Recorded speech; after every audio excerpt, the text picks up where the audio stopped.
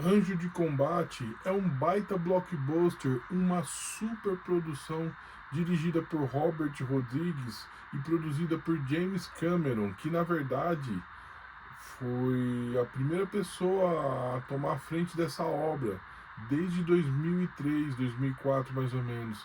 Só que devido ao seu envolvimento direto com seu projeto particular, o Avatar, ele acabou deixando meio de lado essa obra e os estúdios exigiram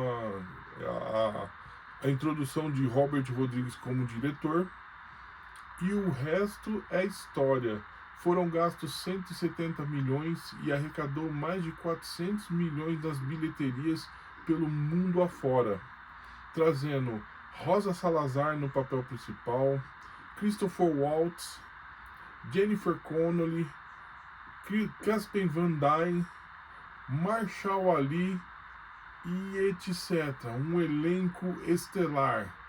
Um roteiro muito bem costuradinho também, cheio de efeitos especiais, ficção científica. E é sobre isso que a gente vai falar nesse vídeo. Lembrando que esta é apenas a minha humilde opinião de fã de cinéfalo. Então, logo mais depois da vinheta, nós estamos começando então. Tudo bem para vocês? Bora lá então? Bora lá então?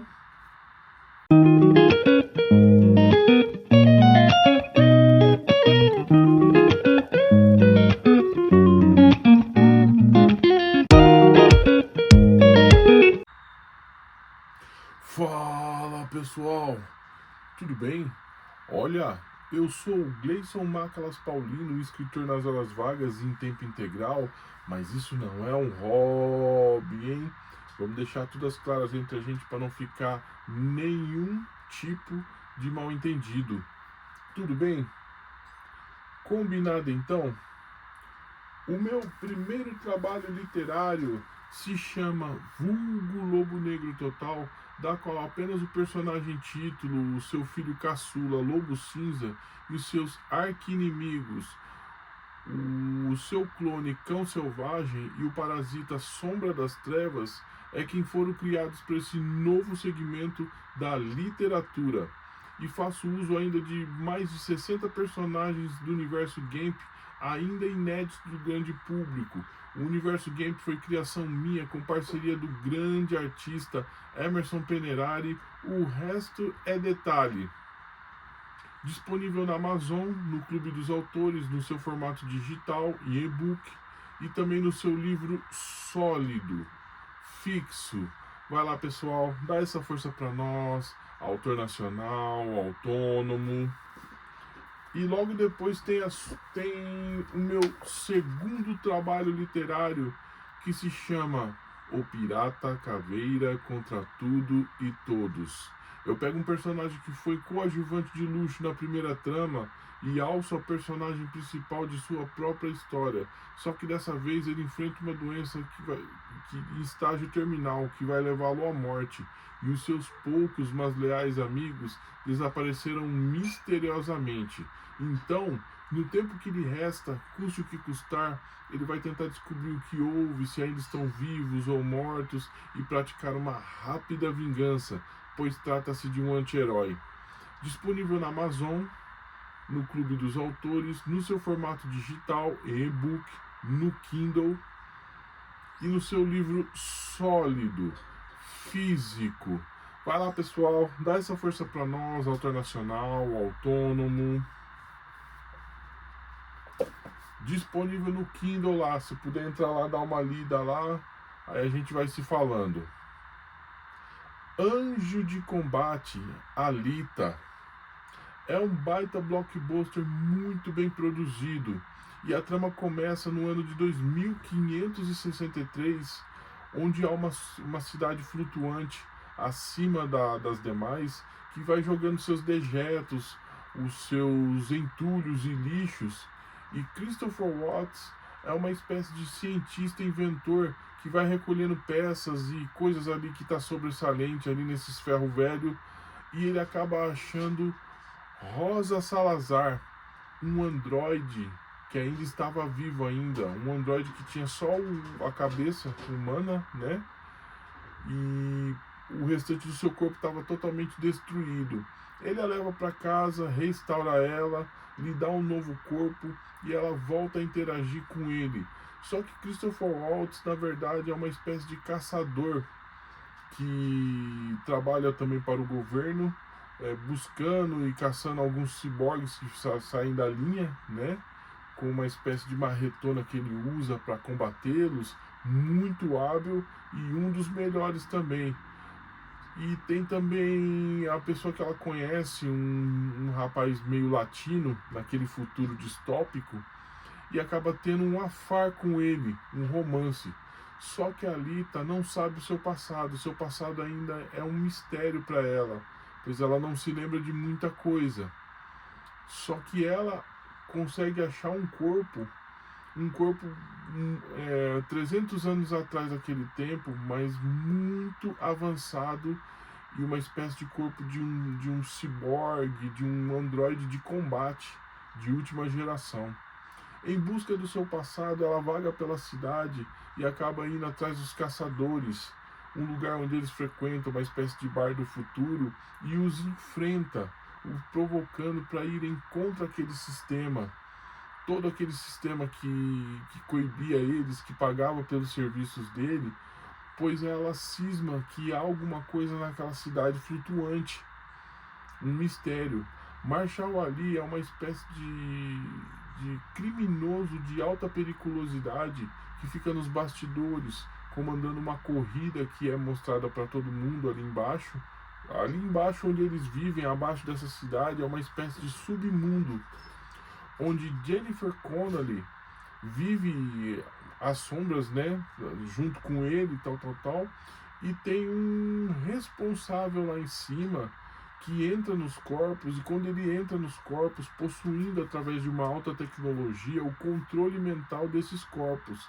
O seu olho da pessoa fica um azul muito intenso, muito fluorescente, que quer dizer que ele assumiu o controle dessa pessoa. E Marshall Ali é uma espécie de avatar dele, que virou, mexeu, ele está entrando e assumindo o controle. Há uma espécie de ciborgue também que trabalha para ele, que é muito poderoso devido às suas implementações, e ele entra em confronto com a Alita. E ele a persegue por ela ter o derrotado e fugido dele uma certa vez. Só que nessa vez, quando ela vai no bar convocar os caçadores para se juntarem à sua causa, ele aparece lá e a convoca para ir no submundo para lutar com ele. E ela não foge do desafio. Ela entra nesse submundo, o enfrenta, só que ele destrói o seu corpo, destroça ela. E por pouco que ele não a mata de vez, mas ela enfia um dos seus braços no olho dele, o ferindo, o fazendo recuar, onde ela é salva por Christopher Waltz, o seu criador, a quem ela tem como pai, e ele não tem outra opção para restaurá-la. Ele funde a ela aquele corpo que ela achou, e esse corpo de nanotecnologia assume a forma que ela mais deseja, a tornando uma lutadora mais eficaz de artes marciais. E junto com esse parceiro latino que ela gera um afar, ela sonha em subir para essa cidade de cima e viver lá, porque é o que ela mais deseja e é o que ele mais deseja. Só que na verdade ele é um criminoso que caça ciborgues e rouba peças dele e as vende para Marshall Ali. E num confronto ele quer juntar dinheiro para subir com ela para essa cidade, que é uma espécie de paraíso ali no futuro, naquele futuro distópico. Então bora lá então. Nessa corrida, se ela vencer, ela consegue o dinheiro para subir de vez a essa cidade, esse paraíso utópico desse futuro. E ela participa dela. Só que o que ela não sabe é que todos os participantes têm ordem para caçá-la e destruí-la. O seu pai faz uns patins para ela fluir mais rápido na pista. E quando ele descobre a trama, ao ver os jogadores ali participando, lá os outros participantes, todos ciborgues de última geração, com armas de destruição em massa, ele tenta avisá-la, mas ela logo percebe de cara que todos estão atrás dela. Ela luta, ela dá um trabalho danado, enfrenta a todos e vai destruindo um a um deles. Só que quando ela percebe que está sendo perseguida, ela vai atrás do seu parceiro latino e ele é gravemente ferido por um rapaz que ela quebrou o nariz dele no bar, nessa luta, nessa convocação dela para todos juntarem a sua causa. E ele acaba tendo que viver num corpo ciborgue, assim como ela. Só que o seu sonho de ir para essa cidade toma conta dele. E ele tenta subir a todo custo por um cabo, por onde descem os entulhos dessa cidade, os lixos. E é a única forma de subir até lá em cima, só que esse cabo tem uma espécie de círculo cheio de lâminas que o limpa e destroça qualquer tipo de coisa que está no seu caminho. E é o que acontece, ele vem na sua direção, destroça o corpo ciborgue dele, a Alita tenta salvá-lo, mas é tarde demais. Por mais que ela resista, ele cai das alturas. Não tem jeito, ela vai enfrentar o seu inimigo, ela luta, ela bate de frente com o Marshall Ali, esse criminoso do futuro, e ele enfrenta o ciborgue que destruiu o seu primeiro corpo, lutando ferozmente com ele numa luta atemporal. Ela o vence e o destrói, abrindo ele no meio com a lâmina do mesmo cara que matou e feriu o seu amado. E ela mata Marshall Ali e ela diz a esse ser supremo que mora na superfície que ela ainda irá encontrá-lo. E a trama acaba desse jeito.